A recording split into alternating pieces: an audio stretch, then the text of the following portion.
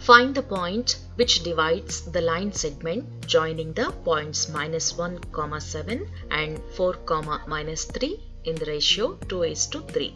Solution. Let the given points be A, that is -1, 7 and B, 4, -3, and ratio can be taken as m1:m2, which is 2:3. Let P of x, y be the required point. Using section formula, we have P of x, y is equal to m1x2 plus m2x1 by m1 plus m2, m1y2 plus m2y1 by m1 plus m2. Substituting the values, we get 2 of 4 plus 3 of -1 by 2 plus 3, 2 of -3 plus 3 of 7 by 2 plus 3.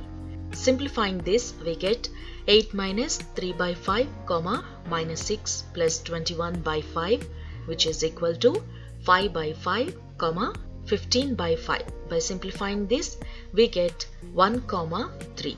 Therefore, the required point is 1, 3.